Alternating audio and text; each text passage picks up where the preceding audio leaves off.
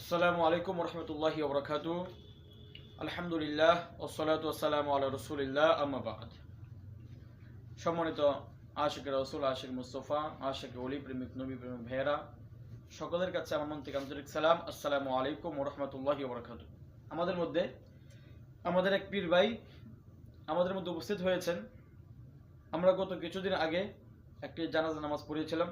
বিশেষ করে রিজভিয়া দরবার শরীফের যদি কোনো বক্ত মুরিদান মারা যায়, ইন্তেকাল করার পরে ওনাকে দাফন কাফনের পরে আমরা ওনার কবর পাশে দাঁড়িয়ে আজান দিই। তো আজান সম্পর্কে, কবরের পরে দাঁড়িয়ে আজান সম্পর্কে আমাদের ইব্রাহিম সাহেব উনি আসছেন কিছু প্রশ্ন নিয়ে। আপনি প্রশ্ন করার জন্য আসছেন? জি জি, প্রশ্ন করে আপনি নিয়ে কি কি প্রশ্নগুলো করবেন বলেন।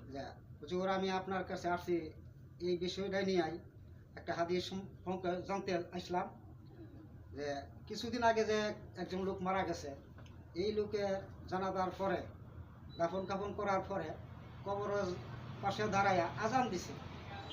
এই আজানটা কি হাদিস মোতাবেক আছে কি না এটা একটু জানতাম চাই। প্রশ্ন হচ্ছে যে আমরা আজান দেই নামাজের জন্য, মানুষ মারা গেছে, ওনাকে দাফন কাফন করা হয়েছে, করার পরে ওনার কবরের পাশে দাঁড়িয়ে থেকে আবার কিসের আজান? প্রশ্ন এটাই তো? জি জি, আসেন। রাসূল পাক সাল্লাল্লাহু তাআলা আলাইহি ওয়াসাল্লাম হাদিস শরীফের মধ্যে ইরশাদ করতেছেন, হযরত আবু সাঈদ খুদরি রাদিয়াল্লাহু তাআলা আনহু হতে হাদিস শরীফ, তিনি বলতেছেন, লাকিনু মাউতাকুম লা ইলাহা ইল্লাল্লাহ। লাকিনু মাউতাকুম লা ইলাহা ইল্লাল্লাহ, অর্থাৎ তোমরা মৃত ব্যক্তিকে লা ইলাহা ইল্লাল্লাহর তালকিন দাও। এখানে দুইটা ব্যাপার আসতে পারে।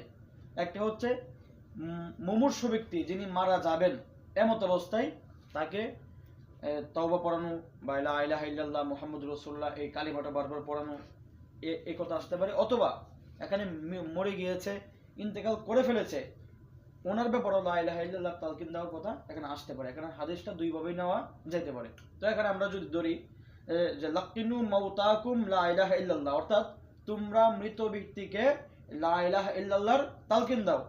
তো এখানে মৃত ব্যক্তি বলতে যিনি মারা গিয়েছেন, ওনাকে কবরস্থ করানোর পরে আমরা জানি হাদিস শরীফের মধ্যে ইরশাদ হয়েছে, মিশকাত শরীফ কিতাবুল ঈমান অধ্যায়ের বাবুল ইসবাতে আযাবিল কবর অধ্যায়ের মধ্যে হাদিস শরীফ আছে স্পষ্ট যে যখন তাকে ইজা উদি আফি কবরিহি, যখন কোনো বান্দা মারা যায়, তাকে যখন কবরের মধ্যে রাখা হয়, রাখার পরে ওই ব্যক্তিটি ইসমাউহু কারাআ নিআলহিম, ওই যে যারা তাকে কবরস্থ করেছিল তারা যখন ফিরে আসে তাদের পায়ের জুতার আওয়াজ সমূহ ওই কবরস্থ ব্যক্তি শুনতে পায়। তার মানে ওই কবরস্থ ব্যক্তি কবরের মধ্যে জিন্দা। তখন ফেরেশতারা আসে, দুইজন ফেরেশতা আসে, আতাহু মালাকানে, দুইজন ফেরেশতা আসে, তাকে প্রশ্ন করে মান রব্বুকা, মান দীনুকা, মান হাযার রাজুলুল্লাযী বুইসা বিকুম, বা মান নাবিয়ুকা, বা মা কুনতা তাকুলু ফি হাযার রাজুল, এরকম প্রশ্ন তিনটা করে। এখন তিনটা প্রশ্ন যখন করে, রাসূল পাক বলতেছেন লাকিনু মাউতাকুম লা ইলাহা ইল্লাল্লাহ, তোমরা লা ইলাহা ইল্লাল্লাহর তালকিন দাও। এখন কবরস্থ ব্যক্তিকে যখন প্রশ্ন করবে মান রব্বুকা, উপর থেকে যখন জবাব দিবে আজানের মাধ্যমে যে আল্লাহু আকবার আল্লাহু আকবার, ওই কবরস্থ ব্যক্তি যদি কবরের পাশ দিয়ে যারা হেঁটে যায় তাদের সালামের জবাব যদি দিতে পারে, হেঁটে যারা যায় তাদের পায়ের জুতার আওয়াজ যদি শুনতে পারে, তাহলে আল্লাহু আকবারের আওয়াজ কি ওই কবরস্থ ব্যক্তি শুনবে না? শুনবে। তো মান রব্বুকা যখন প্রশ্ন করবে তখন সে উত্তর দিতে পারবে কিনা বলেন? পারবে। তারপরে মান নাবিয়ুকা, মান দীনুকা, আরো যে দুইটা প্রশ্ন আছে যে মান নাবিয়ুকা, তোমার নবীকে, তো আশহাদু আন্না মুহাম্মাদার রাসূলুল্লাহ সাল্লাল্লাহু আলাইহি ওয়াসাল্লাম, আমার নবী মুহাম্মদুর রাসূলুল্লাহ সাল্লাল্লাহু তাআলা আলাইহি ওয়াসাল্লাম, এই বাক্যগুলো যদি কবরস্থ ব্যক্তি শুনতে পায় তখন কি ওই কবরস্থ ব্যক্তির জন্য সওয়াল জবাব দেওয়া সহজ হবে না কঠিন হবে?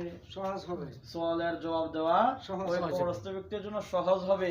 এই জন্য আমরা কবরের পাড়ে দাঁড়িয়ে আজান দিয়েছি। বুঝতে পেরেছেন আপনি আমরা কেন কবরের পাড়ে দাঁড়িয়ে থেকে আজান দিয়েছি? এটা রাসূল পাকের হাদিস দ্বারা প্রমাণিত। আমরা কোনো মন গড়া কোনো কাজ আমরা করি না, এটা রাসূল পাকের হাদিস দ্বারা প্রমাণিত। এই জন্য আমরা কবরের পাড়ে দাঁড়িয়ে থেকে আজান দিয়েছি।